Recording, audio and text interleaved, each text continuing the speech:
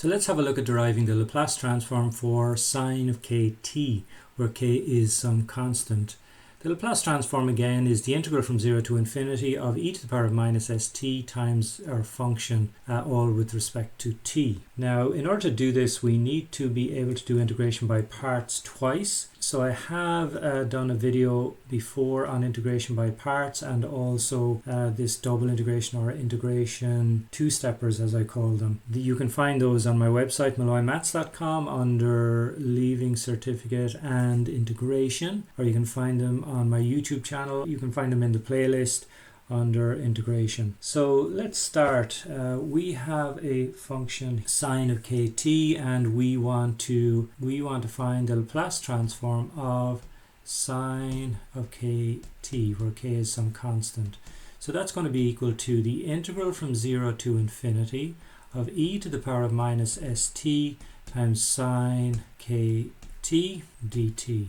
So in order to do this, we need to use integration by parts. And just to remind you, integration by parts is the integral of u dv is going to be equal to uv minus the integral of v du. So we have the integral of this function times this function here. Now remember, when you're doing integration by parts, you've got to use the inlate rule here.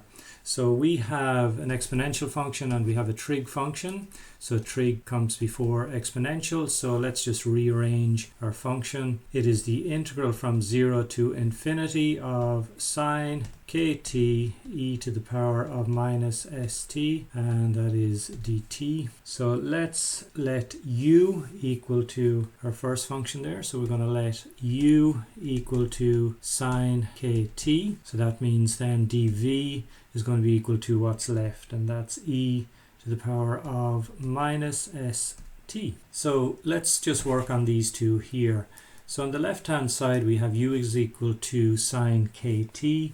So let's differentiate. So du dt is equal to, well, if you differentiate sine you get cos, so we're going to get cos kt, and then because it's not sine t, it's some function of t, we've got to differentiate kt, so that'll just leave us with an extra k here. We want to find du, so du is equal to k times cos kt times dt. Okay, the right hand side then, we have this here. Let's integrate. So if we integrate the left hand side, we'll get v. If you integrate e to the power of minus st with respect to t, you'll get e to the power of minus st anyway. But again, if you work backwards and differentiate this, you will get this, but you'll be left with an extra minus s because you have to differentiate this power here.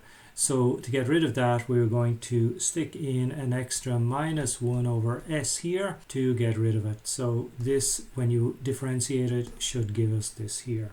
So let's apply our integration by parts formula. So this is what we have here. This is integration by parts. So we want to integrate u dv. So first thing we've got to do is multiply u by v. So this is u and this is v here. So let's just multiply those. So we have, let's see, u is sine kt. So what we're going to end up with is sine kt. Put that in brackets. We've got to multiply that by v, which is minus 1 over s e to the power of minus st. I'm just going to stick the minus out here. Then we're going to subtract the integral. So we're going to do this part here now. So it's the integral of v. So v is minus 1 over s e to the power of minus st. And then we've got to multiply that by du. du is this here. So that is k cos kt dt. So let's just tidy this up a little bit. We have on the left part of this here, I'm just going to get rid of these brackets here. I'm going to put this to the front. So we got minus 1 over s e to the power of minus st sine kt. So what I'm going to do here is just take out some constants. So I have a constant here and a constant here. So 1 over s is a constant, k is a constant, and I'll take out this minus as well. So minus minus is plus. So I'm left with k over s. And then the integral, again, from 0 to infinity. I should really have that here. So what I'm left with then is e to the power of minus st cos kt dt. Okay, so you can see here that this is made up of two parts, if you like, this part here and this integral here. This part here is what we're going to do next. So I'm going to take that and I'm going to look at integrating that. You can see that this is very similar to what we started with. The only difference is instead of sine kt, we've got a cos kt here. So what we're going to do is we're going to do this integration here, but we're going to do it by parts.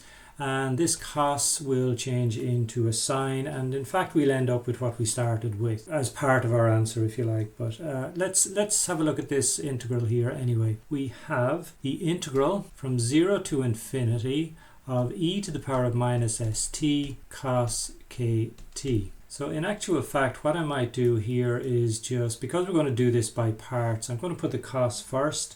So it's going to be cos kt e to the power of minus st, they're multiplied, and that's with respect to t. Because again, by the inlate rule, we've got to do trig functions before exponential functions. So let's start again then. We're going to let u equal to cos kt, and we're going to let dv equal to e to the power of minus st.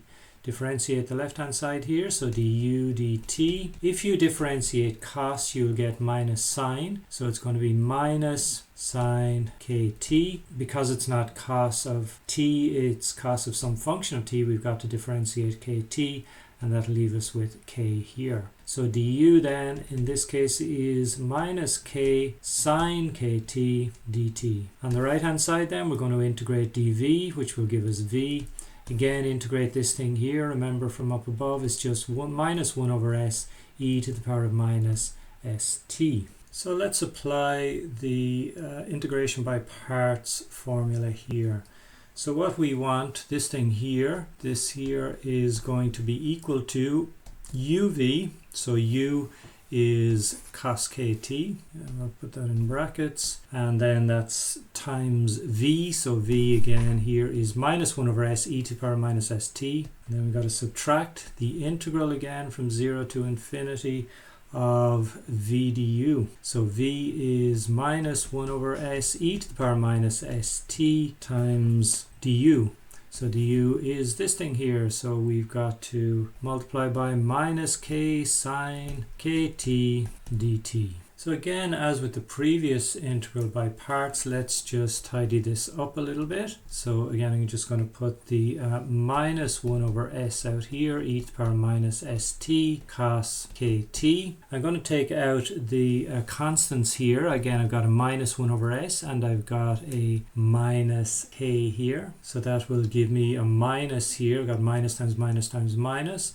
I've got 1 over s times k, so that's just k over s. The integral from 0 to infinity of whatever is left, and that is e to the power minus st sine kt dt. Okay, so let's just see where we are at this stage. You can see here probably at this stage that we've ended up with this expression here, which is really what we wanted to find from the very beginning. This is just the Laplace transform of sine kt. So we seem to be going around in circles here. If we were to integrate this again, we would just end up back here again and so on. So how are we going to get around this? Well, what I'm going to do is I'm just going to take this part of our answer here, and I'm just going to call that I. So really we started with that. So we wanted to find the Laplace transform of sine kt. So that's the Laplace transform of sine kt, if you like. That's going to be equal to, now remember this is just part of this up here. Remember this is what we did down along here. So this is this here and this is this here. So what I need to do is write this down and then the answer to what I got down below here. So it's minus 1 over s e to the power of minus st sine kt plus k over s times the integral of, and so on. So let me write that down. So this is minus 1 over s e to the power of minus st sine kt plus k over s. So what that is this part here. Now what I'm going to do is write all of this out. So let me just put that in these brackets here. So that is minus 1 over s e to the power of minus st cos kt minus, now this is where I am at this stage, k over s, and remember I'm calling all of this thing here I. So let's just simplify this equation here now. So we have, let's see, we have I here anyway, and that's equal to minus 1 over s e to the power of minus st sine kt. Now let's start multiplying out this bracket. So I'm just going to do this part here first. So first thing we have is a plus times minus, which is minus. We have k over s times 1 over s. So that's going to be k over s squared e to the power of minus st cos kt. Now here we have a plus times a minus, so that's going to be minus. And then we've got a k over s times k over s, so that's k squared over s squared, and that is times I. So the next thing I'm going to do here is just to take this, I'm going to bring it over to the left hand side. So we've got I plus k squared over s squared times I is equal to minus 1 over s e to the power minus st sine kt minus k over s squared e to the power minus st cos kt. So I'm now just going to factorize out the I. So remember, we have to get I on its own. So we factorize out the I here. So that's 1 plus k squared over s squared. And that's equal to all this. I won't write it out again. So what we end up with here is I times, we just add these two fractions here. We get s squared. We'll get s squared up there plus k squared. And that's equal to this here. Okay, so let's look at where we are at this stage. We need to find what I is. Remember, that's the Laplace transform of sine kt. So I'm going to divide across by this thing here. So in other words, I'm going to flip it upside down and multiply. On the right hand side at the same time, what I'm going to factorize out is minus 1 over s e to the power of minus st. Because we have two terms here, this one, and there's a minus 1 over s e to the power minus st in both terms. So let's do all of that. So first thing I'm going to do is take this, turn it upside down, multiply. So I've got s squared over, put the k squared first, plus s squared. And then here I'm just going to factorize out minus 1 over s e to the power of minus st. That'll leave me with sine kt here. And it'll leave me with a plus k over s cos kt. Okay, so let's just do one more little bit of manipulation before we apply our limits. I haven't put those in for a while. So we have I is equal to, now this is a constant here, so I'm going to take that out here as well. So we will end up with a minus anyway. This s will divide into this s squared here to leave us with s on the top and a k squared plus s squared on the bottom. And then inside our brackets we will end up with e to the power minus st and then sine kt plus k over s cos kt. And let's put in our limits here. I haven't done that for a while, so I'm going to put 0 to infinity here. Remember, all of these are constants. S is a constant, k is a constant, s is a constant.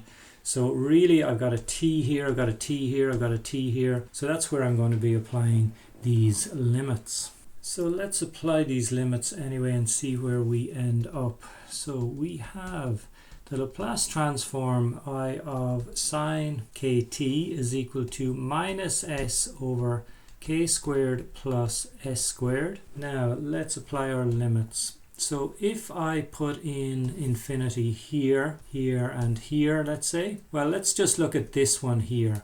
This is e to the power of minus st, which is equal to 1 over e to the power plus st.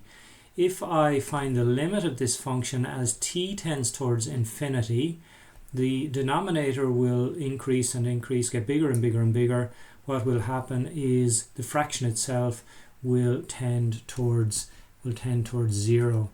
So really I don't really have to go any further than that in terms of applying the infinity limit. So if I put in infinity here, if I find the limit of this as t approaches infinity, I will just get 0. And this is multiplied by all of this.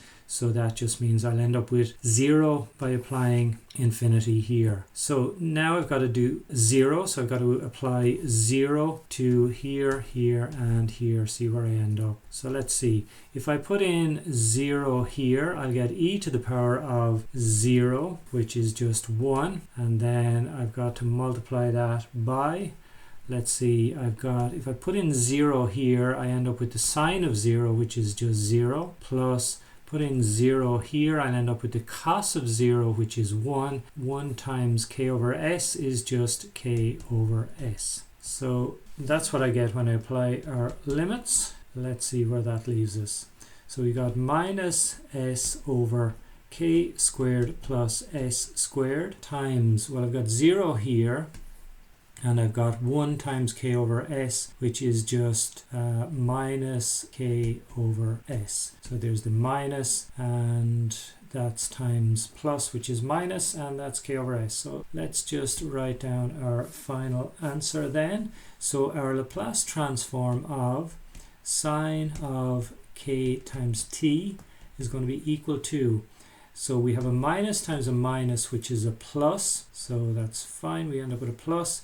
We've got this s dividing into this s here, which will give me 1, and then we got to multiply that by k, so I'll end up with k on the top. On the bottom, I just simply end up with k squared plus s squared.